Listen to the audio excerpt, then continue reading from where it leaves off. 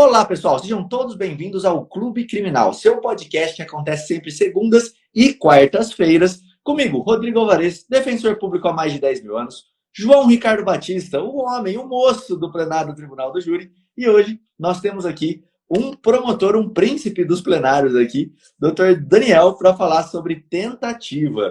João já teve um embate com ele, já antecipou aqui pra gente. Vamos entender como é que foi essa história aí no decorrer do nosso podcast, mas antes de qualquer coisa, quero passar a palavra ao João Ricardo Batista para ele dar um oi aí para vocês.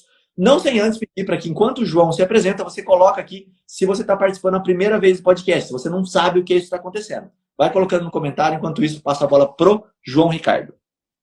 Olá, olá, ouvintes de todo o Brasil varonil que estão aqui ouvindo, assistindo, pegando replay ou de alguma maneira tendo acesso a mais esse episódio do Clube Criminal, o único podcast da advocacia criminal brasileira gravado 100% ao vivo e sem cortes.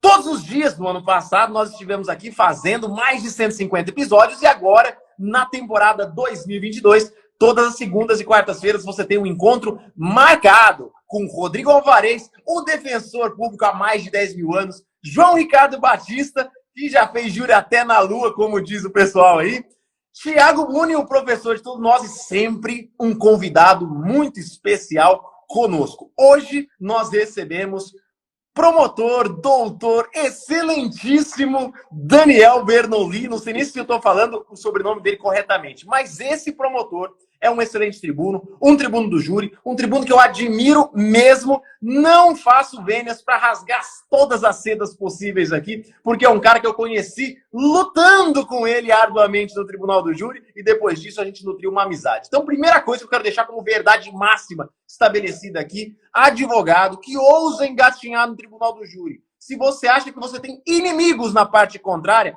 volta duas casas que você entendeu errado. Tem que reestudar essa lição, fazer a lição de casa, porque eu estou recebendo aqui uma pessoa que não foi meu inimigo, foi meu adversário no júri, e depois daquele momento tão especial, nós nos tornamos amigos. É assim que eu posso nomear o nosso convidado de hoje, Daniel Bernoulli. Seja muito bem-vindo ao nosso episódio. Obrigado, meus amigos. Vocês me ouvem bem? Joia! Em primeiro lugar, é o seguinte, esse negócio de doutor, vocês vão deixar lá para plenário, para juiz. Senão eu vou começar a chamar de doutor João e doutor Rodrigo aqui, não vai dar muito certo esse negócio, tá? Então, meus queridos, eu sou promotor de justiça aqui no Distrito Federal há 18 anos, praticamente a carreira toda no Tribunal do Júri, né? E eu conheci essa fera aí, Rodrigo, foi fazendo um plenário, achando esquisito, tinha muito advogado no plenário, geralmente tem muita gente assistindo, mas muito advogado eu nunca tinha visto não, né? E aí eu fui atrás, procurei saber e tal, e no fim do júri, quando terminou o júri, que ele conta para vocês aí, porque né, a gente deixa as batatas pro vencedor. Aí, terminou o júri, a gente foi se falar. Eu fiquei curioso, conversando com ele e tal. Porque eu tenho essa mania, como o João colocou. Eu não vou para o plenário fazer inimigos, não. Eu gosto de fazer amizades. Tenho muitos amigos defensores públicos aqui no DF, muitos amigos advogados. E eu acho que ali a gente vai fazer o nosso trabalho, cada um na sua, né? Claro, às vezes tem algum problema, algum risco lá e tal, mas ao final das contas, a gente tem que saber que a gente está atuando, fazendo o nosso trabalho, né? E a gente domina muito pouca coisa dali, né? Quem vai resolver efetivamente são os jurados, 7 cabeças pensando das suas formas. A gente vai só passar uma lição ali, alguma coisa que a gente tem de percepção no processo e deixar na mão deles resolver, né? Então, dentro dessa lógica, a gente começou a fixar uma amizade aí e, graças a Deus, vem caminhando bem. E ainda bem que ele não tem nem passado perto do meu júri lá para não me dar trabalho. Show de bola. Muito bom. Antes de você contar aí para como é que foi esse plenário aí, como é que você conheceu o Daniel, né? Vamos tirar o doutor aqui. Eu queria contar, eu sempre conto quando tem algum promotor aqui, principalmente de júri, que logo no começo da minha carreira, a gente, pelo menos aqui no Mato Grosso do Sul, vai evoluindo por cidade, vamos dizer assim. Então, você começa naquela cidadezinha lá do interior. Eu morei junto com o promotor da cidade, que era o Dr. Dewey, que trabalhava comigo numa cidade chamada Brasilândia. E depois a gente morou junto em Três Lagoas, numa outra cidade. E quando a gente ia para plenário, a briga era tão grande, o arranca-rabo, que os jurados chegavam pra gente quando terminava e via a gente conversando normal, né? Eles falavam, vocês não têm, sei lá, vergonha na cara? Vocês estavam brincando agora e aí vocês estão conversando de boa aqui. E a gente falava, não, mas estava brigando pela tese jurídica. Agora, fora de lá, acabou o problema, né? Claro que às vezes o ânimo exalta, sai um arranca-rabo daqui, um de lá, mas eu já vivi muito essa situação de brigar, de um brigar feio com o outro mesmo dentro do plenário e depois ter que tomar uma cerveja para falar, não, deixa isso aí lá, chega de falar. Ô, Rodrigo, inclusive, né, o tema de hoje não é sobre o plenário que eu fiz com o Daniel, mas foi um momento muito especial porque aconteceu exatamente isso. Eu lembro de um júri muito combativo e era um combate de ideias. Em nenhum momento eu vi Daniel acusando a pessoa do advogado, ou até mesmo a advocacia, e não vi João Ricardo ou qualquer um dos advogados que estavam comigo ali acusando, né, fazendo ataques pessoais ou até mesmo a instituição Ministério Público. A gente ataca processo, a gente ataca provas. Tem uma frase que eu gosto muito, que eu ouvi da boca de Douglas Odegardo, que é um promotor de destaque nacional, e ele disse um dia, assim, numa madrugada, a gente conversando por direct, ele é um amigo também, e ele falou uma frase muito interessante sobre os tribunos do júri. Tribunos do júri, leia-se, acusação e defesa, né? Ele falava assim, somos filhos da mesma tênis, mártires do mesmo sofrimento. Na boca do acusador, há um defensor da sociedade. Na boca do defensor, há um acusador das ilegalidades do processo. E ambos são juízes da causa do seu próprio entendimento. Que coisa bonita, né? Na verdade, a gente briga, a gente luta pelo nosso entendimento. E quando a gente fala de júri, a gente simplesmente tem que saber que o debate é de ideias. A gente não luta entre pessoas. A ideia é que a gente realmente acredita em algo. E aí eu acho que um ponto interessante para falar de júri é como sustentar o insustentável? Como sustentar alguma coisa que nem você mesmo acredita? Eu acho que o primeiro a ser convencido não é o jurado, é a gente mesmo na nossa tese. Quantas e quantas vezes eu já vi promotores e defensores, leia-se advogados nesse grupo, que sustentam o que nem eles mesmos acreditam, sustentam só para levar uma ideia que foi contratada por um cliente ou levar uma ideia, uma ideologia acusatória que muitas vezes ela sobrepuja a própria ideologia pessoal e as crenças do que o próprio promotor ou defensor leem do processo, nesse sentido que eu estou falando de ambos serem juízes da causa no próprio entendimento. Show de bola, isso aí. Bom, vamos mergulhar agora, depois dessa explanação de Dr. João Ricardo Batista, no nosso tema, que é tentativa. E eu quero já deixar a minha visão, o João já sabe até o que eu vou falar. Na tentativa, para mim, quando eu estou defendendo no plenário do Tribunal do Júri, eu acho mais difícil. Porque eu tenho uma pessoa para contar os tiros que ela levou, então os tiros que ela possivelmente levou. Ou então, é até trágico, eu não vou falar isso rindo, porque é trágico mesmo. Mas quando a pessoa sofreu sequelas muito grandes, os jurados eles acabam vendo aquilo. E até na live de manhã que eu estava fazendo hoje, a gente falou sobre isso, né? Uma imagem parece ter na visão do julgador, parece valer mais do que 1000 palavras. Então você vê uma pessoa, e eu já fiz júris assim bem difíceis, que a pessoa ficou com fralda geriátrica, a consequência do júri foi muito difícil. E aí você pensa que é algo que às vezes me faz refletir, né? Se aquele sujeito tivesse falecido, não teria essa visão tão agressiva para o jurado, do jurado ver uma pessoa entrando, talvez mancando com uma fralda geriátrica. Não que eu deseje isso, mas é só uma constatação do nível de decisão ali. Como é que é para você, Daniel? Como é que você vê esses júris de tentativa? Ô, Rodrigo, você bateu numa tecla aí fundamental, né? Que eu já tinha separado aqui para a gente trocar uma ideia mesmo. É a coisa de existir aquela pessoa. Porque quando você vai fazer um júri de homicídio consumado, como esse que eu fiz com o João, a pessoa não existe, ela é uma ideia, né? Ela vai ser falada, no máximo você vai mostrar uma foto, né? Às vezes você não tem nem foto dela viva no processo. Quando você tem uma testemunha, uma vítima sobrevivente, às vezes, em algumas situações, por exemplo, de feminicídio tentado, já tive caso, por exemplo, de uma vítima que ficou com boa parte do corpo queimada e foi ao plenário para defender o acusado, né? E assim, o promotor tem alguma pergunta? Não, não tenho pergunta não, excelente. Só queria ver como é que estava mesmo as coisas, tá tudo bem. Pode passar a pergunta para a defesa aí. Porque enquanto ela está falando, ninguém consegue prestar atenção no que ela está falando, porque ela está com o rosto todo queimado, né? Já peguei situações também, era outro feminicídio, em que a vítima chegou com uma bolsa, né, pendurada, não era colostomia não, era a bolsa ligada ao esôfago dela, né? Porque ela não estava conseguindo se alimentar, então ela tinha feito a cirurgia para recuperação do esôfago, então a comida já estava indo direto, então ela tinha que ficar com essa bolsa lá no plenário e tal. Então são situações que para a defesa é muito complicado, né? Agora, ao mesmo tempo, às vezes é essa vítima que vai criar boas teses para a defesa, né? Então, é ela que vai perdoar o tal do cunhado, né? Que Sempre tem uma confusão de cunhado bêbado, né? Dá facada no outro e tal. E eles são ruins de mira que danado. E aí sobrevive, vai lá chorar lá, falar e tal. Então, olha lá, o Joinho. Então, assim, nessas circunstâncias, a vítima, ela é um personagem, uma incógnita, até a gente conhecê-la, né? Pelo menos no momento da primeira fase do processo, que você vai conhecer, ter contato com ela, para entender para onde ela vai. E outra coisa também, que vocês devem notar isso no dia a dia de vocês, nessa construção da prova da primeira fase, né? Às vezes, a vítima alivia para o acusado.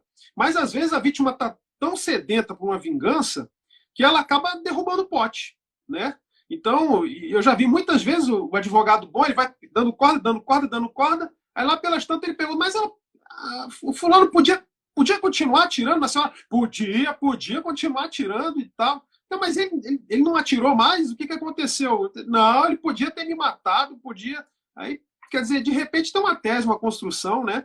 E aí as coisas vão caminhando. Então, não dá para correr, não dá para ter medo de ouvir a vítima. A vítima tem que ser ouvida. Se for possível, sempre ela vai ter que ser ouvida, né? Então, isso é um caminho que a gente tem que sempre trilhar. De ouvir. E o que vier de lá é filtrar, né? O trabalho nosso é esse também, de filtragem, de avaliar tudo que é colocado e definir teses. E não só a defesa, a acusação também vai fazer isso, né? Analisar a existência das qualificadoras, se elas são viáveis ou não, se há efetivamente uma tentativa. Então, há um caminho bom de caminhar aí nesse rumo da tentativa de homicídio. Daniel, você me lembrou de um caso, um dos últimos... Rodrigo. Lá em... Oi. Desculpa, eu não queria perder esse gancho que o Daniel falou, porque o pessoal não conhece o promotor Daniel, e ele...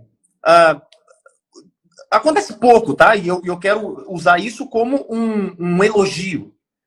Ele é um dos poucos promotores que eu vejo que muitas vezes, tá? Todos os promotores fazem isso, mas ele, de forma reiterada, muitas vezes, quando ele se convence que é um homicídio simples, ele pede decote de qualificadoras. Quando ele se convence que é homicídio simples, ele denuncia por homicídio simples. Quando ele se convence que não há uma tentativa de homicídio, uma lesão corporal, não há uma denúncia de homicídio. Então, você vê assim, cara, é muito admirável, eu quero falar isso publicamente, consignar em ata aqui nesse nosso podcast, justamente porque a gente está ouvindo de um promotor que realmente segue as suas bases ideológicas, e essas bases ideológicas às vezes são conflitantes com outras pessoas, né? Então, só deixar claro que eu conheço, tenho experiência de causa com relação a isso que o promotor Daniel está falando. Agora, olha um paralelo que o Rodrigo fez e que eu quero dar um contraponto aqui que tem a ver diretamente com o que o Daniel disse. O Rodrigo prefere, né, ele tem mais habilidade em fazer júris que não sejam tentativa. Eu amo fazer tentativa, eu adoro fazer tentativa. Por quê? A gente que estuda o direito penal na prática ali no júri, a gente sabe que para que haja tentativa, isso eu estou falando tecnicamente, estou falando com o jurado, tá? Tecnicamente, há que se ter prova no processo de uma circunstância que seja alheia à vontade do agente que impeça ele de continuar.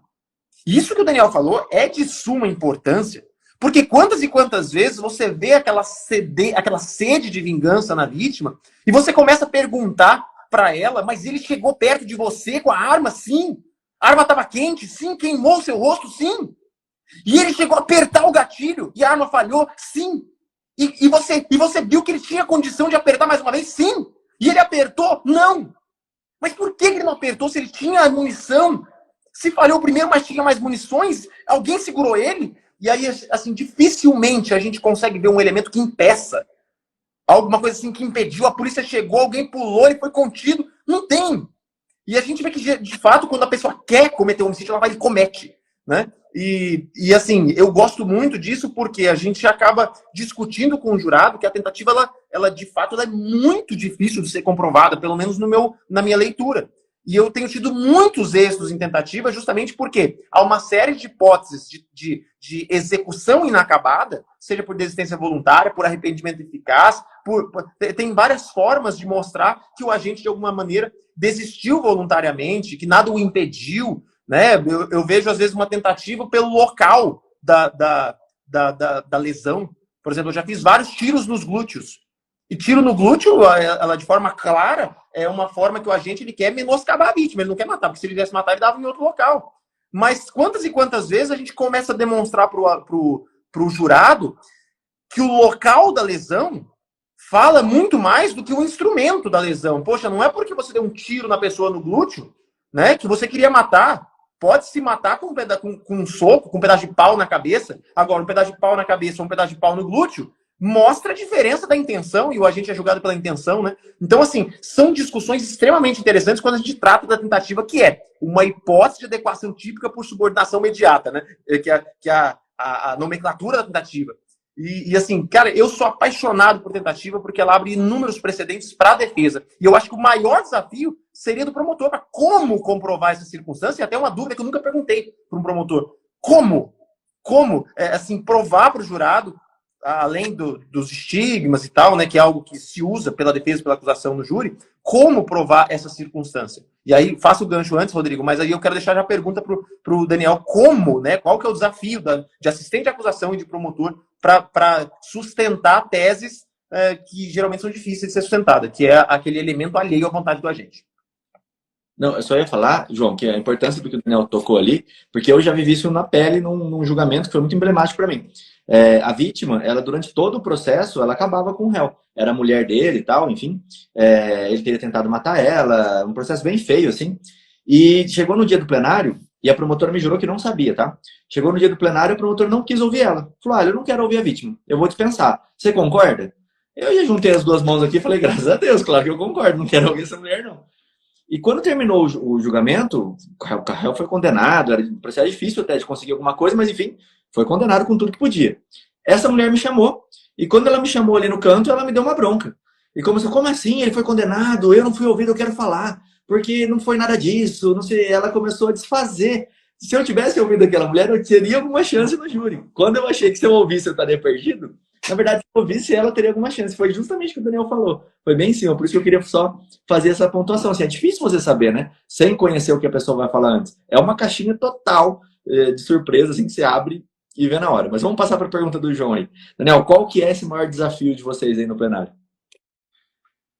Cara, olha só, o desafio mesmo é a gente construir e sedimentar, né, esse caminho, essa prova que o João estava falando. Eu não tenho muita preocupação com esse tipo de coisa, principalmente nos processos que eu cuido, porque eu faço esse filtro na primeira fase. Tem muita gente que não faz, que não gosta de fazer filtro, que manda tudo para júri e tal, em dúvida para a sociedade. Você não vai ver isso na minha promotoria. O João pode falar aí por mim, que ele sabe o que eu estou falando. Às vezes, cara, você tem lá uma situação de uma lesão tecnicamente leve, né? E você vai ficar discutindo uma tentativa qualificada e o tempo vai passando, né? Porque o júri é um ato complexo, geralmente nesses casos o acusado às vezes está até solto, então isso vai ficando de lado, de lado, de lado. Quando você chega no dia do plenário, você tem uma possibilidade razoável de uma desclassificação para uma lesão leve que vai estar prescrita, ou pior ainda, dentro de um contexto, a absolvição, né? Por alguma coisa, por clemência, por achar que é demais, é um absurdo, o outro está ali, está bem e tal. Então, às vezes é muito mais razoável, isso que eu falo muito com os colegas, né? Num jogo de xadrez que a gente está fazendo, você entrega isso, né? Um jogo de pôquer que você desiste da rodada, entrega isso aí para um juizado, entrega isso aí para uma vara criminal, você vai ter alguma resposta a dar, né? Porque lá na frente você vai ter um desgaste muito grande, às vezes um júri inteiro, réplica e tréplica. Eu não tenho medo de júri de réplica e tréplica. O nosso foi, né, João? Não lembro até que hora foi. Mas não tem medo disso. Agora, a questão é a efetividade disso tudo, né? Então, eu faço bem esse filtro na primeira fase. Agora, coisas que mexem com o jurado, né? Vocês já falaram deles, é o resultado da coisa, né? O ser humano ele é causalista por natureza. É coisa de finalismo, de funcionalismo. Essas são teorias que a gente tem que pensar para elaborá-las, né, para aplicá-las.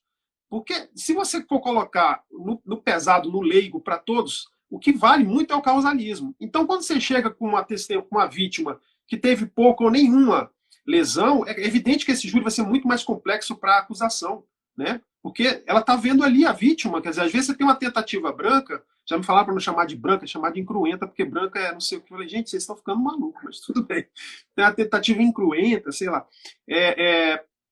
para você provar isso, discutir isso, é muito mais difícil, né? Porque, ao final de contas, você está discutindo o quê? Um nada? Na cabeça do nada é um nada. Ninguém foi atingido, parece que está tudo bem. Enfim, o que deu isso aqui? Então, essa questão do resultado, ela é um ponto-chave para o júri, não devia ser, mas é, né? E outras questões, né? A comprovação da circunstância alheia. Isso é um cuidado, João, Rodrigo, que eu tenho muito também nas minhas denúncias. Eu gosto de colocar um fato específico que impediu o resultado. E vou em cima para provar isso. E se eu não provar, meu irmão, sinto muito, cara, isso não vai para o júri, sabe? Então tem que ser isso. Alguém interveio, beleza. Então vamos ouvir o fulano que interveio. Vamos ouvir alguém que viu a intervenção, né? Ou a vítima vai nos contar isso. Porque às vezes a vítima, por exemplo, está desmaiada, né? Então não vai poder nem descontar isso, alguém que chegou e tal. Porque a faca quebrou. Então, eu quero a comprovação, eu quero essa faca quebrada, quero algum raio-x que mostra lá a faca dentro do crânio, como a gente já viu em algumas situações malucas, né? Ou a arma falhou. Então, às vezes, numa situação de flagrância, em que a arma é apreendida e o perito consegue provar que aquela arma era apta para disparos, mas que ela tinha um defeito nisso ou naquilo, eu consigo configurar, veja, uma prova consistente, né? Ou um indício forte de que aquilo pode de fato ter acontecido, uma falha na arma, né? Agora, se avalia eu colocar numa denúncia que a arma falhou, o perito diz que a arma está apta a disparo, que ela não tem nenhum problema, né? A gente sabe que ela pode ter falhado, mas isso já dificulta muito mais esse meu trabalho, né? Então, eu tenho muito esse cuidado. Tem colegas que, para todo tipo de tentativa, ele diz lá que a lesão não foi letal e que ele foi levado ao hospital, né? Que é uma dobradinha que a gente faz. Às vezes é preciso colocar. Às vezes tinha que colocar assim, ele não morreu porque Deus não quis. Então vamos colocar isso para o jurado. Deus não quis. O cara levou 15 tiros e não morreu. Mas como é que a gente vai explicar isso, né, cara? Às vezes não tem como explicar. E outra coisa, né? Foi para o hospital, não, às vezes passou 2 dias sangrando no mato, até ir para o hospital. E sobreviveu. Não morreu porque o sangue tem o corpo fechado, tem o sangue ruim. Não interessa. Então a gente tem que ter uma explicação jurídica, coloca lá que ele não morreu porque a lesão não foi letal e ele conseguiu ser socorrido. Mas isso é um cuidado, cara, que eu tenho. E aí os meus filtros me levam a poucos ou menos júris de tentativa do que em outros lugares. Quando eu saio da minha área e vou fazer júri para outros colegas em outros cantos, eu chego lá para fazer umas tentativas que eu falo, gente do céu, vocês estão denunciando disparo de arma de fogo aqui e eu não estou sabendo, mano. Entendeu? Então, são alguns cuidados que eu tenho para filtrar bem isso e para quando o João chegar lá para fazer um júri de tentativa comigo, ele passar uns perrengues, pelo menos, né? Exato, e essa dica, o João pode falar até depois disso, ela é muito importante para o próprio advogado, né? Buscar a prova de que aquela circunstância que foi descrita, por mais que ela tenha sido descrita genérica em determinadas situações, ela não existe ou ela não existiu. O João faz muito bem isso, né? Você estava falando, né, João? Na verdade, isso, cara, que o Daniel levantou, tem muita base para você para você, advogado, defender e sustentar suas teses no júri. Por quê? Poxa, quando fala em tentativa, a primeira coisa que eu lembro, tem advogado que não conhece, só quem está ouvindo isso aqui vai anotar no caderninho aí do júri. Olha, falou em tentativa, coloca no bolso fórmula de Frank, tá? Hans Frank dizia, quero, mas não posso. É tentativa. Posso, mas não quero. Desistência voluntária. Dificilmente, num caso em concreto, a gente vai, de fato, identificar de forma clara qual que é a circunstância que impediu. Isso eu vejo inúmeras tentativas, assim como o Daniel está dizendo, quer disparo de arma de fogo, quer lesão corporal, quer tudo menos tentativa de homicídio. Porque não tem no processo um elemento que mostre que o agente foi impedido de consumar a execução do delito. E às vezes tem situação onde o indivíduo muda o dolo mesmo. Ele está tomado de fúria, está lá batendo. Dali a pouco o cara vê, opa, saiu sangue. Eu já vi júri que aconteceu isso. Opa, saiu sangue. Já vi júri que o cara estava brigando no prostíbulo, deu uma facada no outro, ele viu sangue, se assustou e falou, olha, eu vou ser preso, chama a ambulância. O agente pediu para chamar a ambulância e saiu correndo para não ser preso. Então você vê, às vezes, um fato no processo, um ponto isolado que alguém disse, mostra que o agente não estava no dolo homicida ou que, de alguma maneira, mudou o seu dolo. Às vezes o indivíduo queria, realmente, de fato, cometer o delito, mas se assustou, mudou de ideia. Assim como tem a progressão criminosa, tem o contrário. tem a desistência voluntária, ou tem outros elementos que fazem o indivíduo mudar o dolo, e o dolo, a gente tem que lembrar sempre que ele é concomitante à conduta. Se a gente pega um processo e verifica que lá não tem prova de que, de fato, o agente queria e foi impedido, é sempre desistência voluntária, afastar a tentativa. E isso, claro, a gente não está ensinando como ter subterfúgios para subverter a verdade. Não, muito pelo contrário. A gente está falando de situações onde deveria se ter um filtro lá no início e por algum motivo não aconteceu. E também outra coisa que eu falo agora para os advogados é não sustentar o insustentável. Tem advogado que está ali frente a uma clara tentativa, o agente foi impedido por alguém, o trabalho dele deveria ser, quem sabe, atacar uma qualificadora, quem sabe verificar se houve um privilégio, porque homicídio de graça não acontece. Sempre tem uma motivação, sempre tem um porquê. E geralmente esse porquê é uma briga com a vítima. E essa vítima, dificilmente ela vai estar lá na igreja rezando, ou vai estar na faculdade estudando, e vem alguém e deu uma facada pelas costas, né? Então a gente tem que analisar a circunstância do processo e ver o que é sustentável. Eu já vi advogados sustentando coisas insustentáveis, e aí o advogado perde a oportunidade de ter um bom resultado para o cliente, né, discutir alguma situação alheia à absolvição, para ficar sustentando teses absolutórias sem o menor cabimento fático ou jurídico. Perfeito. Eu até queria perguntar para o Daniel agora, uma que eu já enfrentei várias vezes, que eu acho difícil até, que é quando tem disparo contra o policial, troca de tiro, vamos dizer assim. Os caras estavam lá, sei lá, fugindo de um roubo, já terminou o roubo, já não tem mais nada relacionado a isso, mas depois, numa diligência futura, tem uma troca de tiro entre policial. Você denuncia, entende que isso seria uma tentativa? Precisaria olhar o fato? Porque eu já peguei, inclusive foi uma das coisas que eu já usei em júri, né? Uma denúncia por disparo de arma de fogo, numa mesma situação que, no outro caso, virou uma tentativa de homicídio contra aqueles policiais do batalhão. Você costuma denunciar esse caso? Qual que é o seu entendimento? Costumo denunciar, mas a prova ela vai ter que ser consistente. Assim, a gente vai ter que ouvir esses policiais, né?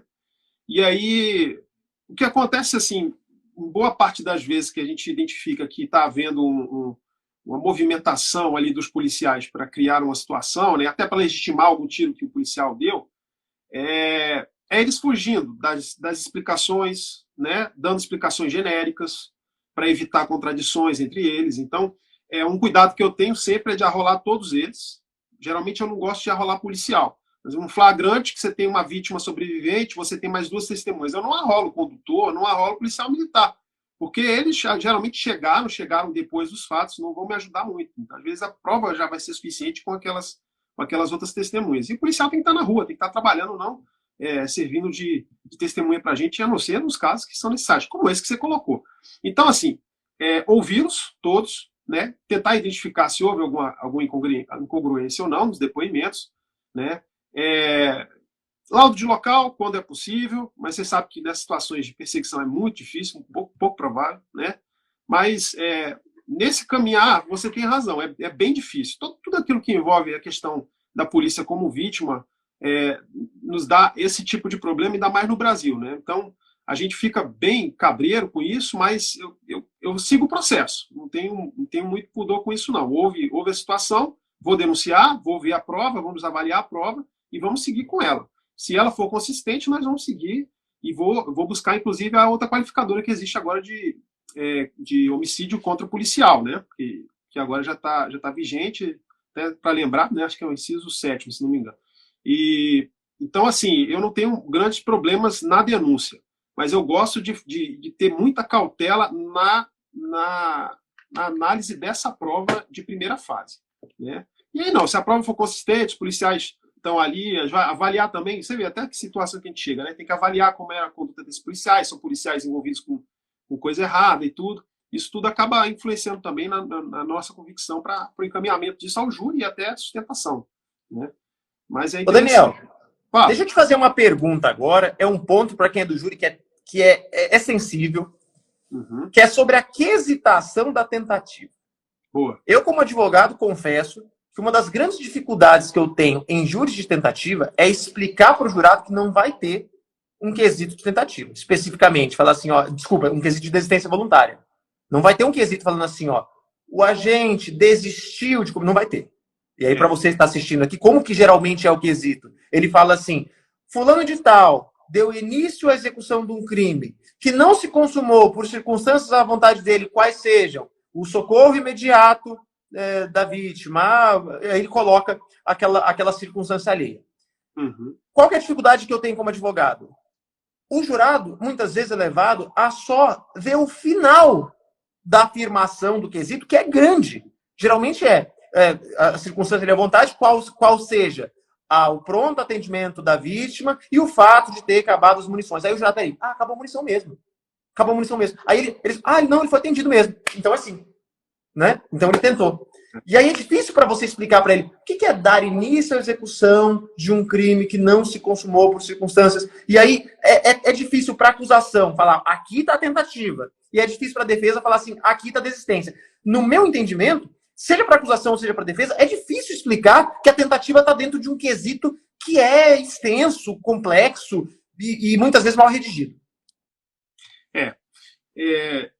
Apesar dessa redação truncada, né, em alguns lugares aqui no Distrito Federal, por exemplo, tem juízes que dão uma enxugada nessa redação. Eu vejo isso com muita preocupação, porque hoje tudo é motivo para o tribunal estar criando confusão, anulando plenários. Então, eu prefiro seguir um protocolo para que, pelo menos, o desembargador, o ministro do STJ, tenha algum constrangimento para anular aquilo ali, né? Então, porque hoje, se você coloca um quesito diferente e há uma tendência ali de anulação, eles vão arrumar um motivo dentro daquele quesito, né? Bom, esses dias mesmo, o Constantino foi absolvido no STJ, uma das anulações foi em cima de um quesito, né? Porque eles disseram que o quesito estava mal escrito. Então, são esses pequenos problemas que a gente tem. Então, a gente cai nesse problema que você colocou. A redação desse quesito ela é meio truncada, ainda mais para a gente leiga, né?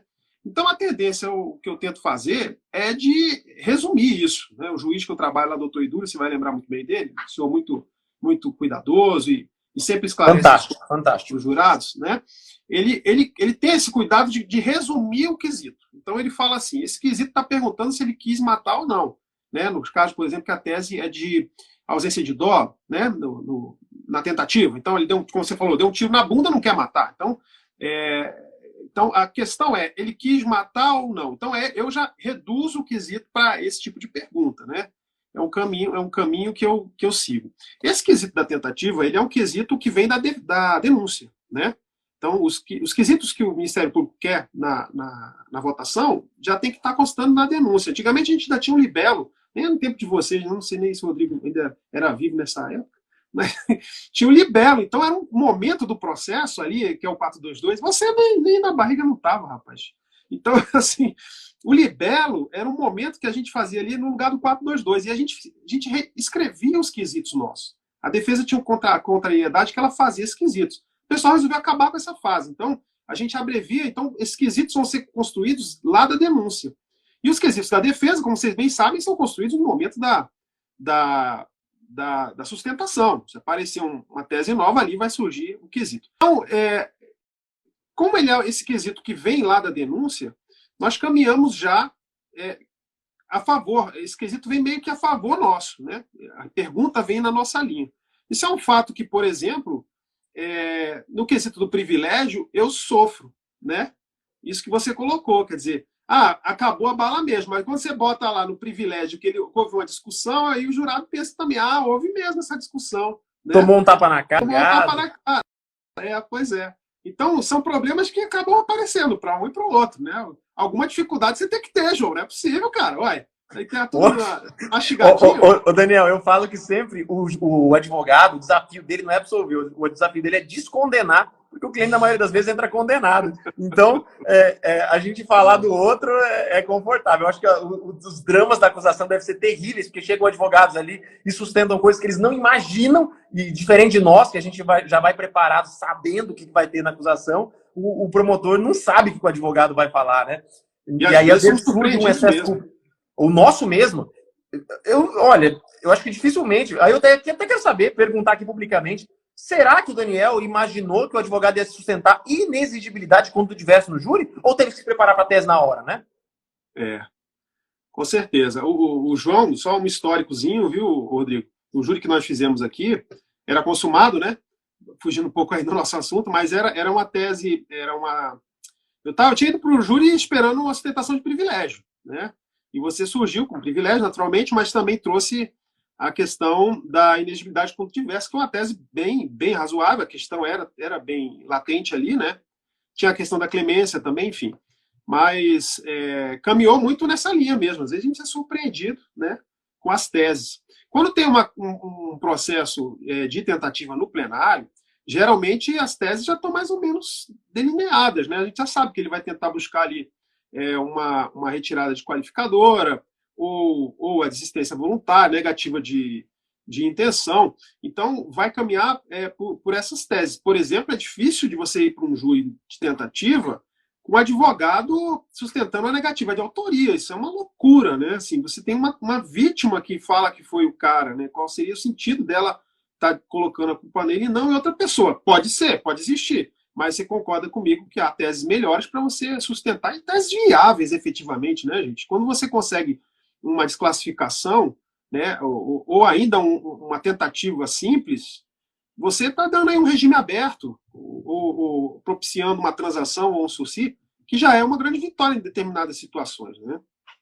Isso que eu ia falar até, João e Daniel, que a qualificadora, por exemplo, do recurso que dificultou a defesa da vítima, quando tem a tentativa, ela é mais gostosa para a defesa. Porque dá para você falar, olha, tanto ele conseguiu se defender que ele não morreu. Houve o ataque, tudo bem, foi uma tentativa, foi. Mas que a vítima conseguiu se defender, ela conseguiu, senão estaria morta, não teria que... É verdade. Rodrigo, eu já peguei as situações assim que a denúncia falava assim, que o cara não morreu porque a vítima, mesmo baleada, tinha conseguido fugir. Aí lá embaixo tinha recurso que impossibilitou a defesa. Gente, algo está errado. É difícil.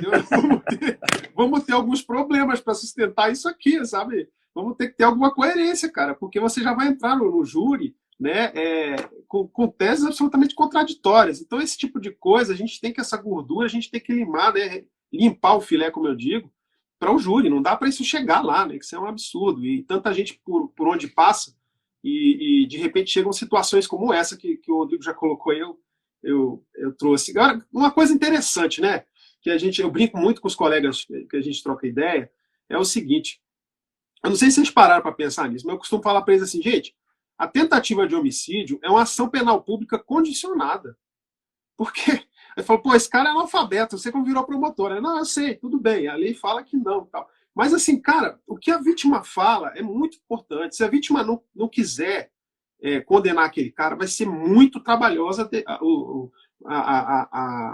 o caminho da acusação, né? Porque é como aquela coisa da mulher, né, que sofre a violência doméstica e não quer seguir, e hoje é obrigatório, então você chega lá e ela diz que caiu da escada, que bateu o olho não sei aonde e tal, tem uma justificativa para tudo. Então a vítima, quando ela... e ela é a nossa principal testemunha, como a gente estava colocando, né? Se a gente pode chamar de testemunha. Mas assim, cerca de 80% a 90% dos processos, a principal pessoa que vai falar dos fatos é a própria vítima, né? É muito difícil como você ter um processo em que você possa abrir mão de tentativa, você possa abrir mão da vítima. Né? Que você tem provas ali suficientes de 2 ou 3 pessoas que viram toda a condição, toda a situação, e que mesmo a vítima negando ou querendo se livrar daquilo, ela não vai conseguir. Né? A gente vai identificar na hora que ela está querendo aliviar para o cara. Então, seguir aquele processo. É muito difícil isso, cara. Primeiro que esses homicídios, o pessoal acha que o homicídio acontece, tem 13, 15 pessoas assistindo, né? Esses homicídios que tem 13, 15 pessoas assistindo, meu irmão, pode ter certeza, ninguém vai falar nada, porque esse cara é muito perigoso. Ele tá lá matando na presença de 15 pessoas, cara, né? O sujeito que pratica esses homicídios são sempre em circunstâncias muito escondidas, ou em lugares ermos, esse tipo de coisa. Então, as testemunhas, geralmente, elas já não são tantas. A testemunha sobrevivente é uma testemunha fundamental, a vítima sobrevivente é uma testemunha fundamental para o nosso processo. Né? A investigação, né? Qualquer agente de polícia e delegado sabe disso, a investigação de uma tentativa começa pela oitiva da vítima. Entendeu? Exato. Tem um caso, João, deixa eu só contar que isso é engraçado, eu preciso contar aqui. O Daniel já deve ter passado vários lá. Conta os casos aí, gente, fica melhor quando a gente conta os casos. Parecido com esse.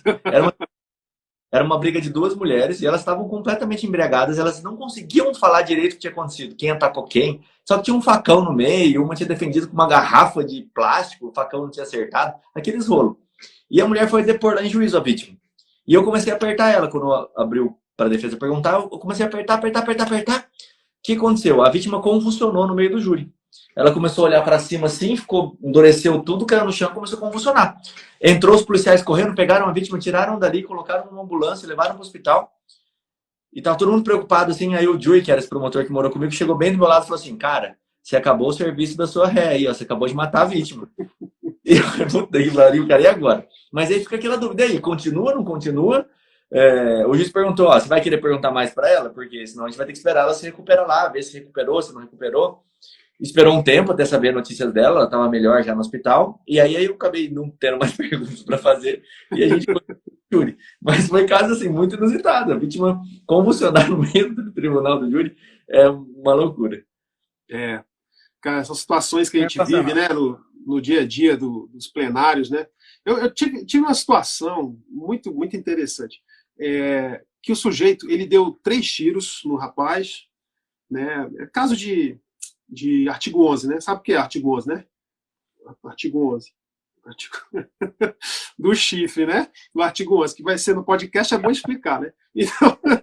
Então, cara, era artigo 11. E o sujeito pegou lá o Ricardão, e ao invés de matar o problema, né? Porque se mata a mulher, não ia ter outros Ricardões, mas ele queria matar o Ricardão, deve estar na esperança de outros Ricardões. Brincadeiras à parte. E aí ele dá esses 2 tiros no sujeito. O sujeito cai. Isso era dentro de um shopping aqui, um estacionamento do shopping aqui de Brasília. E aí o sujeito caiu, né? Com tiro na barriga. Então, assim, tava bonita a situação. E aí, o acusado, o atirador, ele chega no ouvido da vítima e fala: eu devia te matar, cara, você merecia morrer. E aí ele sai dali e vai embora. E a vítima fala essa circunstância com muita vontade, cara. Tanto queria me matar que ele foi no meu ouvido e disse lá que queria me matar, que eu devia morrer, né? E ele construiu isso no plenário, ele falando isso, tá construída, a tese da defesa tá toda aí, né? Quer dizer, deu os 2 tiros, chegou no ouvido dele, né, com uma arma ainda, devia ter munição até, uma pistola, e falou: devia te matar, cara, você merece morrer. E foi embora, né? Então são essas circunstâncias, cara. A vítima ela é um personagem fundamental nesses plenários, sabe? Eu peguei caso também de o sujeito dar 15 tiros. Isso foi um caso muito... Esse caso foi meio limite para mim, sabe, João? Porque são circunstâncias difíceis pra gente, cara. Vocês acham que é difícil só para a defesa, mas tem coisa muito difícil para a gente. Chega um inquérito para mim relatado lá, eu vou tomar a providência. Então o sujeito deu 15 tiros no desafeto dele, cara. Ele foi atirando no cara, e o cara tentando ir para casa, tentando socorrer, foi correndo para casa, tentando, e ele atirando atrás, atirando. E aí o sujeito, no 15º tiro, ou não sei quantos tiros, foram muitos tiros. E aí, quando ele cai na soleira da porta da casa dele, e a mãe dele abre a porta. Entendeu? E vê o filho lá caído, né? Baleado, tal, o outro com a arma na mão. E aí os 2 tinham crescido juntos, cara, na mesma comunidade ali, tudo amigo de família, teve esses desentendimentos lá de droga e tal. E aí a mãe olha e ele vai para dar o confere, né? E a mãe diz: não mata meu filho, pelo amor de Deus. E aí ele bota a arma na cintura, cara. E ele fala assim: não vou matar pelo respeito que eu tenho à senhora. E vai embora. O cara ficou tetraplégico, bicho. Aí, João, isso bate lá na minha promotoria, meu irmão. Aí você faz o quê, bicho? Você denuncia, cara, mas e aí, velho? Sabe? Que linha é essa? Que zona cinzenta é essa? Entendeu? Esse caso eu não denunciei. Eu mandei para criminal, ele foi processado por lesão corporal gravíssimo. Agora, veja só, né? As situações são limites, cara. Às vezes você tem situações que realmente não é tão simples, né? Não é tão simples. Assim, não é questão de tese sua, tese minha, discutir o que eles vão achar, não. Tem coisa que é muito limite mesmo. E a coisa mais bela, talvez, pensando aqui um pouco mais amplo, quando o jurado, quando você vai para o júri, vocês devem ter feito júri já disso também, você vai para o júri de alma lavada, cara. Na história, não tem discussão. A história está lá, está posta. A minha história é a tua história. Entendeu? Agora, quem vai decidir são eles. Eles vão decidir se isso aqui é caso, se não é caso. Esse é o melhor júri, cara. Você vai e coloca seu ponto. João vai e coloca o ponto dele. O Rodrigo. E agora, meu irmão, decidam. Aí, veredito. Vamos ver como é que vocês decidem. Isso é a coisa mais genuína do Tribunal do Júri, cara. Cara, eu tô arrepiado aqui. Tô arrepiado aqui porque, cara, é muito bom conversar com gente que alinha com a gente a ideologia do júri. Júri é um negócio tão complexo, tão belo, tão bonito, tão litúrgico e muitas vezes subvertido por pessoas que não estão na ideia do júri, eles não vivem júri. Você vê aqui, ó, eu tô falando que eu, como defesa, tenho a mesma ideia de um acusador, de um promotor de justiça. E eu vou confessar um negócio para vocês aqui, que eu não sei se algum advogado já falou isso pro Daniel, como promotor. As defesas mais difíceis de ser defendidas, de ser executadas, são aquelas onde o promotor, ele denuncia na risca. É nem um passo a mais, nem um passo a menos. Meu amigo, advogado, eu não sei se você já pegou uma denúncia, que você olha e fala, peraí, não tem o que fazer. A qualificadora tal está no documento tal, a outra qualificadora está na confissão, a outra qualificadora está nas testemunhas, 3 ou 4 testemunhas oculares falaram. Não é nem além nem aquém. Eu confesso que uma defesa das mais difíceis que eu fiz foi em Nova Andradina, que o promotor colocou exatamente 2 qualificadoras e um crime conexo. E não tinha o que fazer. Eu tive que bater num laudo, sabe? O advogado, o promotor, né, esses promotores vissem a dificuldade que é para um advogado defender quando a denúncia é assim, ó, é na risca, é na tampa, é nada além. Aí quando a acusação dá esse precedente para a defesa, ou seja, acusa além do que deveria ser, às vezes a defesa leva além do que merecia também. Então você vê que fica um jogo desequilibrado. E não tem nada mais assim, satisfatório do que o Daniel acabou de dizer. Você chegar num júri e falar assim, ó, tá aqui a minha defesa. Tá aqui a minha acusação, embasada na prova. Você só mostra para os jurados, claro, com argumentação, persuasão, com oratória, mas você só mostra para o jurado. E a prova ela é convincente demais, né, Daniel? Eu acho que assim, você aliar isso, ó, ideologia, prova, explanação, pronto, o júri está feito. Sim, é muito difícil, né, quando o júri está redondinho. Só que eu tenho um posicionamento contrário, pelo menos acho que é por causa da defensoria. Quando dá para absolver, quando eu tenho tese, a responsabilidade é muito maior, é muito mais difícil. Quando tá tudo redondinho, sim. E a acusação também, né, Daniel? Sim, uai. Eu vou lá tomar porrada, então tá bom. Se eu conseguir alguma coisa, não vai ser lucro, porque a prova tá meio difícil para mim. Agora, quando tem muita chance, cara, é muito, muito difícil. Pelo menos na minha visão, assim, são processos mais complicados. E o João falou uma coisa no começo, que eu acho legal, de não sustentar sandices, né? Tipo, algo muito além. Só que eu tenho um problema, que eu até já falei isso pro João. Quando eu estou num processo de júri, eu acabo me apaixonando muito pelas coisas que eu descubro dentro do processo. Então, eu me apaixono pelas teses que eu quero sustentar. E a partir do momento que isso acontece comigo, fica difícil eu conseguir discernir o que daquilo ali tá por pura paixão pelo que eu vi e só eu tô vendo aquilo e mais ninguém tá vendo, de algo que realmente, olha, a galera que tá vendo aqui vai concordar com você disso. Ou não, Rodrigo, isso tá na sua cabeça, cara. Você enxergou algo que ninguém vai enxergar nesse processo. E aí eu comecei a chamar várias pessoas diferentes. Chamava estagiário que estava no direito, chamava moço que passava o café, chamava amigo meu, conversava, para poder entender. Está muito fora do que de uma realidade, de algo aceitável, vamos dizer assim. Então eu acho difícil essa linha, né? Não sei se tem isso para acusação, assim, de você olhar para alguma coisa e falar, cara, eu estou tão certo que tem prova desse processo, que eu posso levar isso. Não sei se acontece isso com você. Você sente isso, Daniel? Acontece, cara. Rodrigo, eu vou te falar uma coisa. Talvez pro João isso seja um pouco mais estranho, porque mas eu acredito que também ele deva vivenciar isso.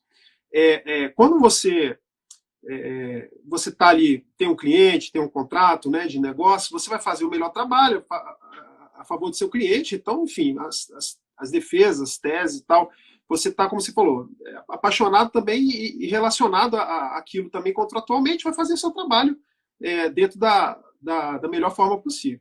Agora, o defensor público, eu vejo até, não estou desmerecendo nenhum nem outro, não é isso, gente, né? Longe de mim. Mas, assim, a gente está ali no dia a dia e, às vezes, a gente tem uma tese, às vezes ele tem uma tese que nem é tão boa para ele e a defensoria não sustenta algo mais factível, né? E a gente, às vezes, tem uma dificuldade, cara, e principalmente no começo dos júris, né, no começo da vivência de júri, de não acreditar no que o jurado decidiu, cara. Pô, cara, mas não acredito, cara, absolver esse cara, meu irmão. o negócio está tão claro aqui no processo, absorveram ele. Ou então, no caso, pô, condenaram o cara, não tinha prova nenhuma e condenaram o cara, né? Também tem a mesma fala, de um lado e do outro, né? Então, ter a percepção, e é isso, e tem a ver um pouco com o que você falou, Rodrigo, é essa percepção de que a gente não é dono da verdade. Né? Falar por falar, isso é fácil. Viver isso é mais difícil.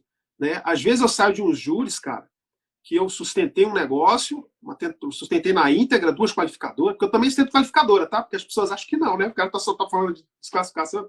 Não, Deus me espere. E aí o defensor sustentou lá uma maluquice, uma absolvição, uma coisa e tal. Saiu um qualificado privilegiado, cara.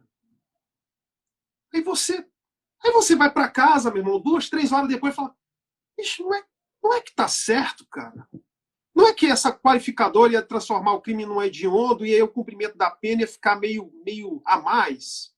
Não é que esse privilégio com essa qualificadora tira essa... E a coisa fica melhor. Quer dizer, ele vai ter uma pena boa para cumprir, mas ao mesmo tempo ele não vai pegar o cumprimento do regime da hediondez.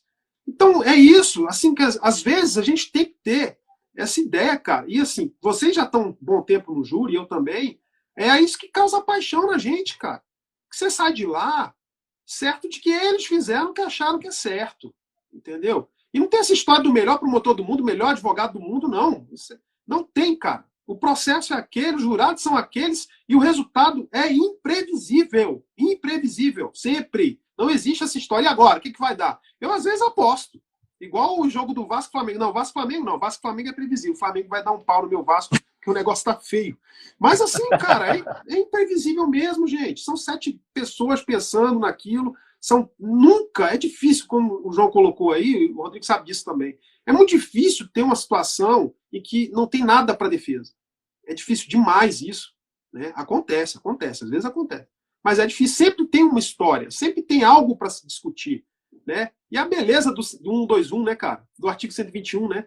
É só um artigo, cara. Tu tem os outros, tudo bem, mas a gente só faz jurídico. Você já fez jurídico de aborto? Eu tenho 18 anos, nunca fiz de aborto. Então, assim, já fiz denúncia de autoaborto que acabaram dando suspensão do processo, mas nunca fiz denúncia de aborto. Júri de aborto. É 121, meu irmão. E todo dia é história diferente. Todo dia é história diferente. Então, sempre há por onde caminhar, por onde trilhar. E eu acho que essa é a maior beleza dessa nossa piscina aqui que a gente nada, né? É saber que aquilo é imprevisível. Você vai fazer o seu trabalho. E isso, gente, também é uma coisa que a gente tem que colocar na cabeça. Nosso trabalho é meio, não é fim, né? Não tem como vocês prometerem nada, nem eu, cara. Às vezes você acha que a vítima não vem falar comigo. E aí, doutor, quanto que ele vai pegar? Deixa eu te falar um negócio, cara. Deixa eu te falar um negócio. Primeiro vamos tentar condenar, depois a gente vê quanto ele vai pegar, né? Tem isso, cara. Existe. Eu já fiz júri, inclusive, que eu não pedi absolvição. O réu tinha uma tese maluca de absolvição dele lá, mas ele tinha. O promotor também não pediu, óbvio, né? Pediu a condenação. Eu também era, mas era para tirar umas qualificadoras. O jurado absolveu. E já teve colegas, eu nunca participei de um desses, mas já teve colegas que fizeram o promotor pedindo absolvição, a defesa, claro, pedindo absolvição junto e os jurados condenando. Então Conheço alguém aí, ó. Semana passada, cara. Semana passada. Mas tinha um assistente, né, cara? É o impronunciado. Aí o assistente de acusação vai lá, recorre, consegue a pronúncia. A promotora pediu absolvição, nós da defesa pedimos absolvição. O assistente de acusação sem prova nenhuma, porque promotor tendo prova, ele não pede absolvição, né? Então, assim, sem prova nenhuma, pediu a absolvição, né? Pediu a condenação, o assistente, e o quê? Tinta. Condenação por clemência. É isso aí, condenação por clemência. Boa, gostei, anotado no caderninho.